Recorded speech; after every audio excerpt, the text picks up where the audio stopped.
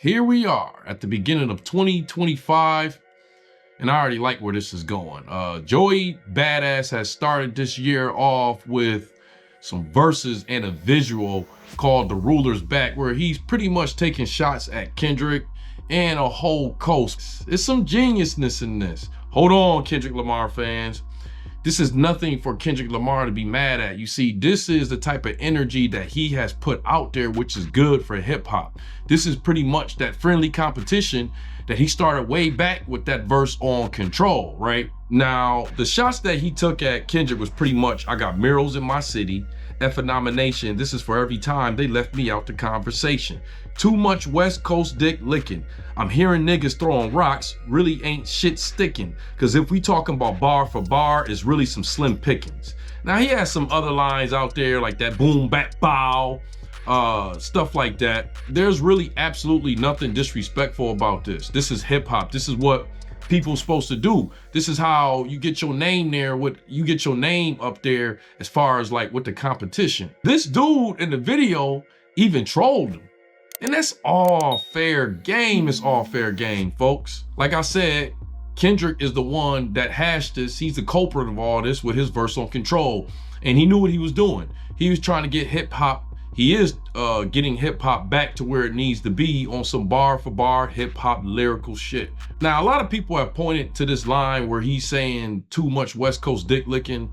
And to be honest with you, this is more paying homage than dissing, because this all goes back to Jay-Z. The name of the title of the track is The Ruler's Back, right? So this goes off of a track that Jay-Z did, The Ruler's Back. It's like the opening track of The Blueprint, but you're gonna see many Jay-Z bars in this. Like when he said, I'm out your reach, your arms is too short to box with the Elohim. That's like a line that Jay-Z said, your arms is too short to box with God. I even think that Ghostface had said that bar one time, but this is really paying homage to Jay-Z. That whole line that people like kind of take it serious about too much West Coast dick licking. This comes from Jay-Z when he said it on 22 Tools, right?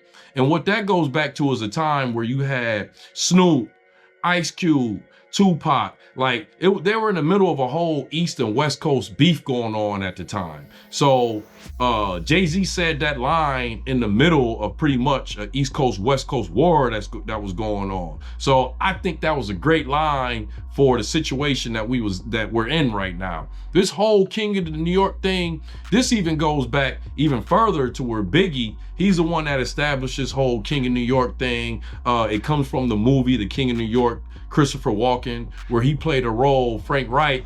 And that's why you had Biggie calling himself, you know, Frank Wright of rap. He's calling himself the King of New York. And really was it saying, it ain't even really about the boroughs. It's like New York is the home of that hip hop lyrical shit. So basically what he's saying is, I'm the king of this hip hop lyrical shit now.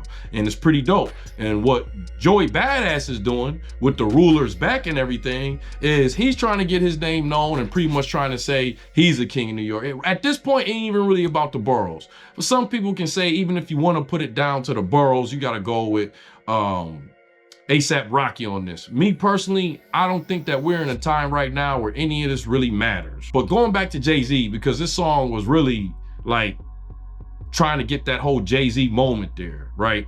Kendrick needs to be proud of this, because this is really Joey Badass establishing that Kendrick is the king of New York. Why do I say this? Because I always laugh whenever I see that whole opinion where Jay-Z was never the hottest rapper in the game. Y'all remember that video that went viral about Jay-Z was never really the hottest rapper in the game?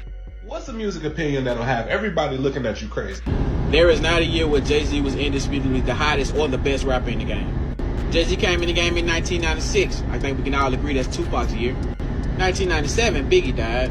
In 1998, which was kind of his breakout year, DMX had 2 #1 albums in that year. 1999, DMX again, who outsold Jay-Z by a big margin. Year 2000, Nelly and Eminem both went down. Now 2001 would have been the best argument, but then Ludacris came in the game with hits like Area Codes, Move, Bitch, Roll Out. 2002, here go Eminem again, dropping the Eminem Show, another diamond album. As well as Nelly dropping another album that sold like 7 million. Jay-Z who? 2003 was obviously 50 Cent's year. He retired, came back in 2006. At that point, T.I. was on top of the game.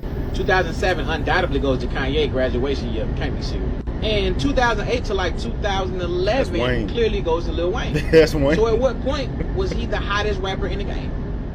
Whether you agree with that or not, there was a time in New York where he was respected as a king of New York, whether people like it or not. I mean, the easy amount of proof is, I'm gonna say from 1998 to 2003, nobody had more subliminals thrown at them than Jay-Z. And a lot of these subliminals, you even heard them even kind of alluding to Jay-Z is the king of New York. You know, Nas even did it, but when Nas did it, he was basically saying he the fake king of New York. In my opinion, yeah, at that time, because King of New York is never about who was selling the most records. Just like our culture, whoever the hottest MC is not who's selling the most records. It's about some record sales, it's about the aura, and it's about the lyrics, like all of that kind of put together. And at that time, Jay-Z had it down. Nobody had money like Jay-Z. He introduced platinum and ice to the game.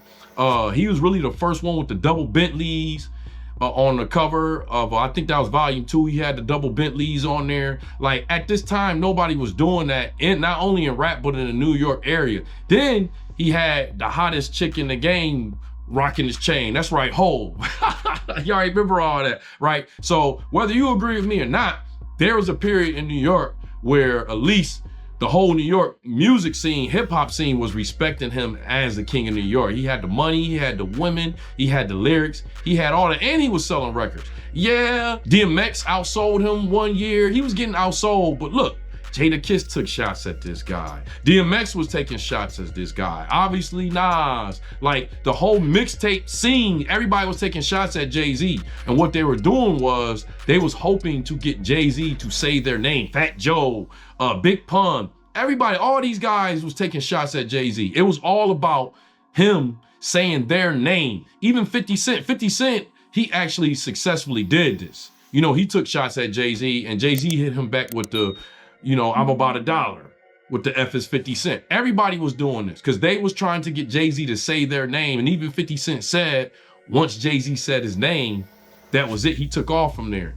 I said all that to say that Joey Badass is attempting to do this with Kendrick Lamar. He's trying to get Kendrick Lamar to say his name. So he coming with that type of energy. Me personally, I like it.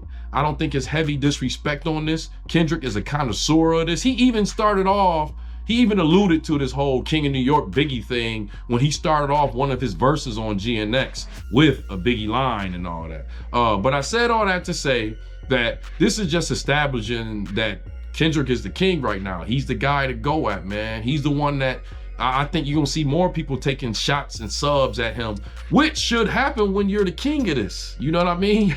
Really, it's the king of rap, but they have equated it to the king of New York.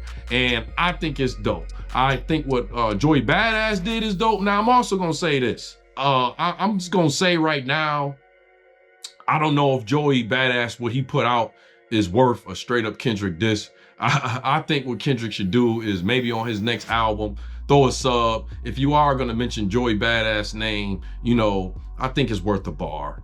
But other than that, I think he should throw a sub and then probably give one of his homies a verse on one of his tracks and let them, you know, throw some subs and some shots at him, you know. But I think Joey Badass gotta step up the record sales just a little bit. It ain't all about the record sales, but I think he gotta do something on the Billboard charts to get a flat out, you know, bar for bar diss from Kendrick Lamar. But that's my opinion. I want to hear your opinion in the comment section.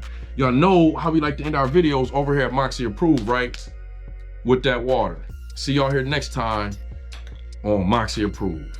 Man, I miss overseas. I ain't gonna lie to y'all.